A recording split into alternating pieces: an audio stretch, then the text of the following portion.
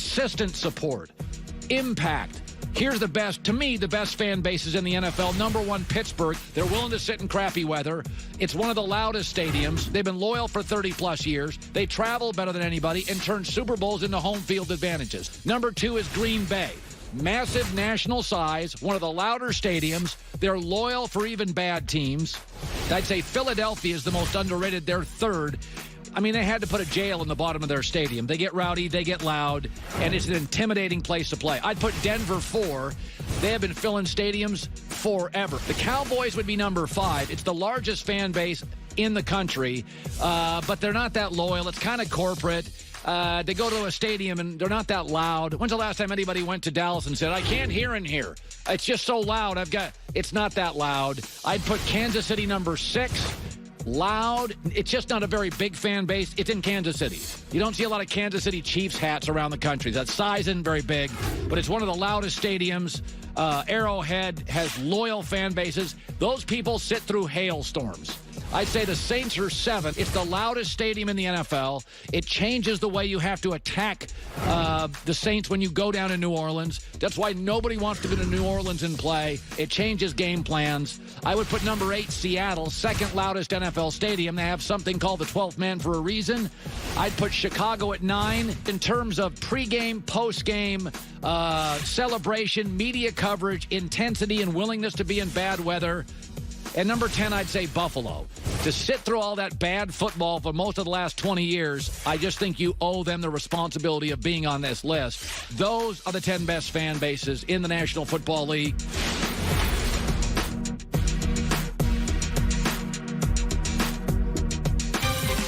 Saturday, we've got a great MLB doubleheader for you. First, baseball's fiercest rivalry rages on as Aaron Judge powers the first-place Yankees against Mookie Betts and the Red Sox. Then Jose Altuve and the Astros take on the Cardinals. It all starts at 4 Eastern, 1 Pacific on FS1 and the Fox Sports app. Between the Yankees, who have a 9-game lead, and the Dodgers have a 16-game lead, two best teams in baseball, and Houston, they have a 25-game lead. And we're in late July. We got 2 more months of the regular season.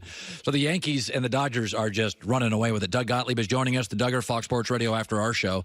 It's my favorite time of the year. The camp's open. I love this time of the year. So let's start with the Odell Beckham piece in GQ. Odell, you know, he's not afraid. He's very honest about his opinion of how the Giant situation worked. Does anything bother you with how Odell sees his Giant career? Well, he didn't feel like he got the respect he deserved. I always thought that athletes equated salary to respect. Right. And after 3 months of good behavior, after there was a video of him in a hotel room with what looked like cocaine with a woman, he got the biggest contract in the history of the sport for his position. If that's not respect, I don't know what is. Right. So whatever happened from that point until the time they ultimately traded him, you know, reputations become earned. And he hadn't stayed healthy, yeah. You know. And I think a bigger thing is he keeps saying how he wants to win. And yet anyone can say they want to win. Do you want to do the little things that it takes? Whether it's buying into your quarterback, no matter how much we all agree that Eli Manning has seen his better days, that doesn't mean what your public face should be. Doing interviews with rappers about your quarterback or about your struggles, and then, you know, late in the season, onside kick, a chance for a big win, and he bails. Yeah. He bails on the kick. Don't tell me you want to win. Go get that football. Yeah, no, that's a fair criticism. So. He strikes me as remarkably talented and remarkably immature, and I'm going to disagree with you. I don't think he's the first NBA player. Like, he's not the biggest star to play wide receiver, we've always had the diva wide receivers. And if you want to get to guys that sold shoes, Deion Sanders sold shoes and was a better player. He's the best shutdown cover corner in the history of the sport. Yeah. He played 2 sports. He had his own shoe from Nike. He was a huge, huge megastar, and there were times in which he was an issue, but for the most part, his teams won. Came out of retirement and won with the Ravens.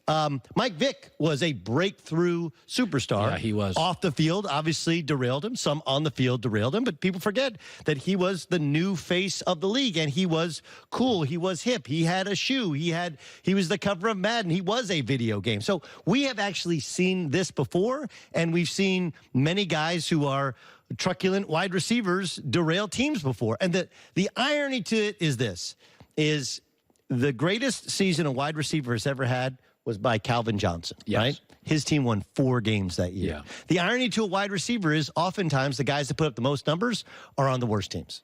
Yeah, no, this is something we've talked about before, is it's there have been basketball teams where the guy that leads the league in scoring is on a really average team, and the team is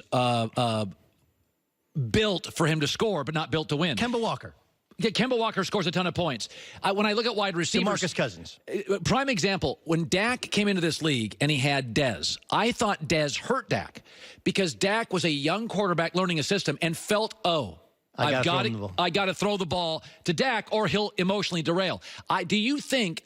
That's Dante Culpepper, by the way. Remember, Dante Culpepper used to force the ball to Randy Moss, and it derailed that, and the fumbling really derailed Dante Culpepper's career. But do you think, does Cleveland work because Baker's accurate? Baker's a very good slant thrower. Odell runs the best slant in the league. I can make an argument, 2 arguments. One, Jarvis Landry needs 90 catches. There's just not 60 catches available. Or I can make the argument Baker and Odell is a perfect marriage. Oh, I think if it's going to work for Odell Beckham Jr., this is probably as good as it gets. It's probably better that he's out of the limelight of the big city so he can just concentrate on football. I think you have Baker's ego and persona who he defends his own. Right. Even to a fault, he defends his own, right? That's Baker's kind of MO. He's all about his teammates. And I do think that Baker kind of understands guys' egos and how to fit in. He can go uptown and downtown, mix with linemen to wide receivers. It doesn't matter. And then Jarvis Landry's Odell Beckham Jr.'s best friend. Even before college, they've been lifelong friends. And so if there's somebody who can calm him down when things aren't going well, you have a guy who just started calling plays and now the head coach who seems to get along quite well with the offense. They have other weapons. They have a good running game, so he's not going to face a double team seemingly on every possession. Yeah, I think all of those things could be great.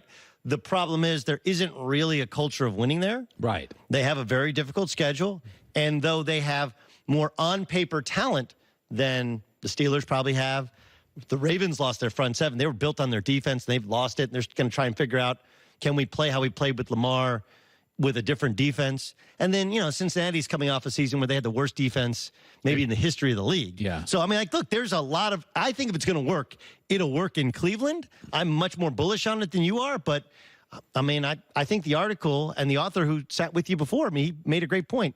If it doesn't go well, Odell Beckham Jr. is a front runner. When things don't go well, he doesn't seem emotionally know how to handle it. Yeah. And the other part, and this is kind of the immaturity part, is, people who are adults, people who are mature, people who have been through some things, they point inward. They go, I should have done this differently. I should have done that differently. Whereas children, it's his fault. It's his fault. It's the Giants' fault. It's Eli's fault.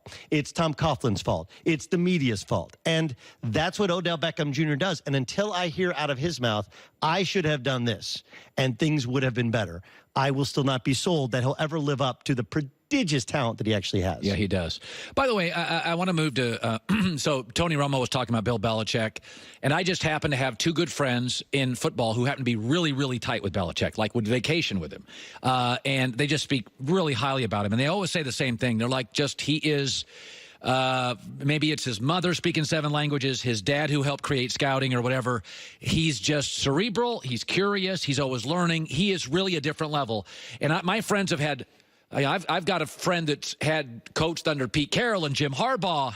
Still says Belichick. It's like, foo. The gap between Belichick and the rest of the sport feels even greater. I use Coach K. With a talent edge, 2 Final Fours in 15 years. Saban with a talent edge, 24 bowl games, won 14, lost 10.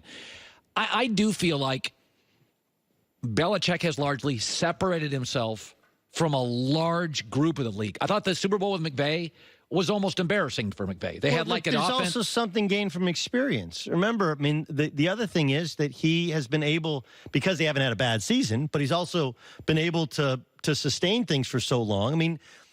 Look at when they played the L.A. Chargers. The Chargers have better talent. Now, they ran the benefit of the fact that the Chargers had to beat Baltimore on the road. And then fly back. And fly back, and it beat them up a little bit. But just from the idea they took the opening kick You know, normally you win the toss, you defer, you play defense, you're at home, you take the opening kick, you march down the field, you play from ahead, and now all of a sudden you put the Chargers on the defensive. In addition to the fact that they slowly but surely evolve every season. They take those first 4 games like the preseason, and they build themselves for postseason football. Now, it helps the fact that they're in the AFC East, yes, which not only has it not been competitive in terms of comparing quarterbacks, but also look at all the turnover at coaches. You have all these inexperienced coaches continue to get a shot at a guy who's been there, done that.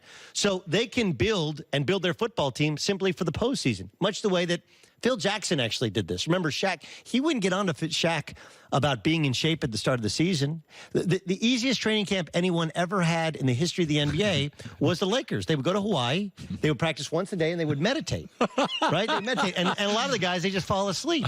But his thing was like, look, I can't beat on him now. I can't go to the whip now. I need to wait until we get to April, May, and then June is when it's important to us. I think because of his experience, because he has Brady, he's been able to still have the same offensive coordinator now for like a half a decade.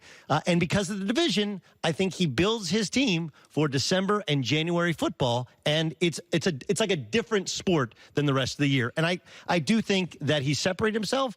I also think that we need to take a breath and realize that Andy Reid has a similar amount of experience. And if not for Dee Ford lining up off sides, we're not talking about the greatness of the Patriots right now. By the way, there are 2 coaches that if you look at the history of Belichick, Coughlin and Andy Reid have given him matchup problems. Like in those Super Bowls. And they're also very, very experienced, and they've seen each other. I'll point this one thing out. Is I said this Friday when I guest hosted for you because you were working furiously on your fly fishing wrist. So much fun. It's so sore. I love that they caught you buying coffee already. already. I know. Is that here's a little nugget from a couple NFL friends.